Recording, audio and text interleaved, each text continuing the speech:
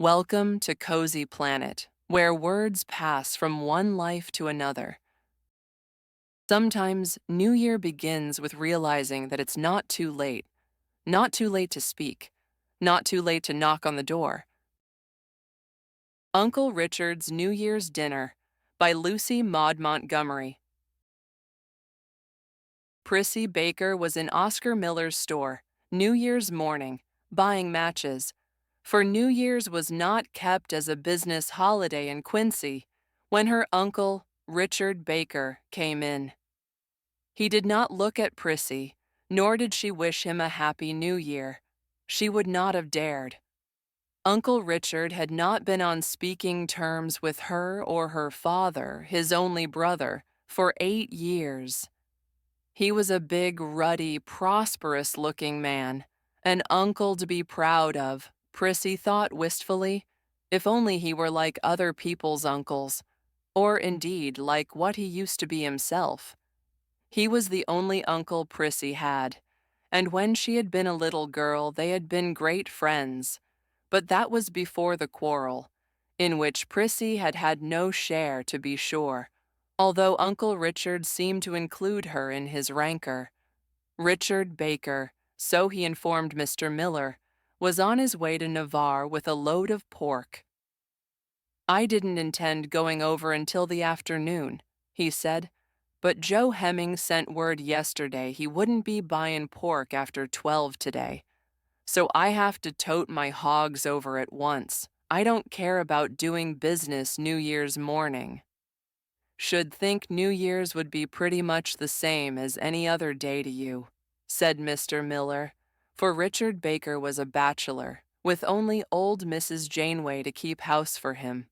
"Well, I always like a good dinner on New Year's," said Richard Baker. "It's about the only way I can celebrate. Mrs. Janeway wanted to spend the day with her son's family over at Oriental, so I was laying out to cook my own dinner. I got everything ready in the pantry last night, for I got word about the pork. I won't get back from Navarre before 1 o'clock, so I reckon I'll have to put up with a cold bite." After her Uncle Richard had driven away, Prissy walked thoughtfully home. She had planned to spend a nice, lazy holiday with the new book her father had given her at Christmas and a box of candy. She did not even mean to cook a dinner, for her father had had to go to town that morning to meet a friend and would be gone the whole day. There was nobody else to cook dinner for. Prissy's mother had died when Prissy was a baby. She was her father's housekeeper, and they had jolly times together. But as she walked home, she could not help thinking about Uncle Richard. He would certainly have cold New Year cheer, enough to chill the whole coming year. She felt sorry for him, picturing him returning from Navarre cold and hungry, to find a fireless house and an uncooked dinner in the pantry. Suddenly an idea popped into Prissy's head. Dared she? Oh, she never could. But he would never know. There would be plenty of time. She would. Prissy hurried home, put her matches away, took a regretful peep at her unopened book, then locked the door and started up the road to Uncle Richard's house 1/2 a mile away. She meant to go and cook Uncle Richard's dinner for him, get it all beautifully ready, then slip away before he came home. He would never suspect her of it. Prissy would not have him suspect for the world. She thought he would be more likely to throw a dinner of her cooking out of doors than to eat it. 8 years before this, when Prissy had been 9 years old, Richard and Irving Baker had quarreled over the division of a piece of property. The fault had been mainly on Richard's side, and that very fact made him all the more unrelenting and stubborn. He had never spoken to his brother since, and he declared he never would. Prissy and her father felt very badly over it, but Uncle Richard did not seem to feel badly at all. To all appearance, he had completely forgotten that there were such people in the world as his brother Irving and his niece Prissy. Prissy had no trouble in breaking into Uncle Richard's house, for the woodshed door was unfastened. She tripped into the hostile kitchen with rosy cheeks and mischief sparkling in her eyes. This was an adventure. This was fun. She would tell her father all about it when he came home at night, and what a laugh they would have. There was still a good fire in the stove, and in the pantry Prissy found the dinner in its raw state. A fine roast of fresh pork, potatoes, cabbage, turnips, and the ingredients of a raisin pudding, for Richard Baker was fond of raisin puddings, and could make them as well as Mrs. Janeway could, if that was anything to boast of. In a short time the kitchen was full of bubbling and hissings and appetizing odors.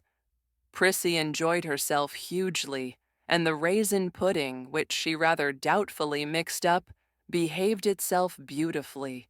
Uncle Richard said he'd be home by 1, said Prissy to herself, as the clock struck 12. So I'll set the table now, dish up the dinner, and leave it where it will keep warm until he gets here. Then I'll slip away home. I'd like to see his face when he steps in. I suppose he'll think one of the Jenner girls across the street has cooked his dinner. Prissy soon had the table set, and she was just peppering the turnips when a gruff voice behind her said, "Well, well, what does this mean?" Prissy whirled around as if she'd been shot, and there stood Uncle Richard in the woodshed door. Poor Prissy. She could not have looked or felt more guilty if Uncle Richard had caught her robbing his desk. She did not drop the turnips for a wonder, but she was too confused to set them down, so she stood there holding them, her face crimson, her heart thumping, and a horrible choking in her throat. I came up to cook your dinner for you, Uncle Richard," she stammered. "I heard you say, in the store, that Mrs. Janeway had gone home and that you had nobody to cook your New Year's dinner for you. So I thought I'd come and do it, but I meant to slip away before you came home." Poor Prissy felt that she would never get to the end of her explanation. Would Uncle Richard be angry? Would he order her from the house? "It was very kind of you," said Uncle Richard dryly. "It's a wonder your father let you come." "Father was not home, but I am sure he would not have prevented me if he had been. Father has no hard feelings against you, Uncle Richard." "Humph," said Uncle Richard. "Well, since you've cooked the dinner, you must stop and help me eat it. It smells good, I must say. Mrs. Janeway always burns pork when she roasts it. Sit down, Prissy. I'm hungry." They sat down. Prissy felt quite giddy and breathless, and could hardly eat for excitement. But Uncle Richard had evidently brought home a good appetite from Navarre, and he did full justice to his New Year's dinner. He talked to Prissy, too, quite kindly and politely, and when the meal was over, he said slowly, "I'm much obliged to you, Prissy, and I don't mind owning to you that I'm sorry for my share in the quarrel, and have wanted for a long time to be friends with your father again.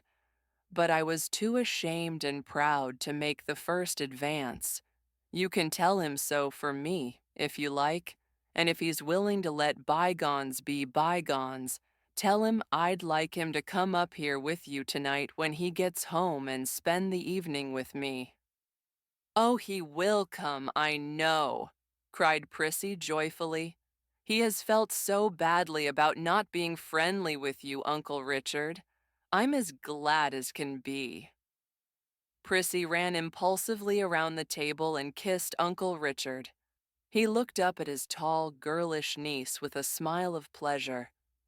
"You're a good girl, Prissy, and a kind-hearted one, too, or you'd never have come up here to cook a dinner for a crabbed old uncle who deserved to eat cold dinners for his stubbornness. It made me cross today when folks wished me a happy new year. It seemed like mockery when I hadn't a soul belonging to me to make it happy. But it has brought me happiness already, and I believe it will be a happy year all the way through." "Indeed it will," laughed Prissy. "I'm so happy now I could sing. I believe it was an inspiration. My idea of coming up here to cook your dinner for you.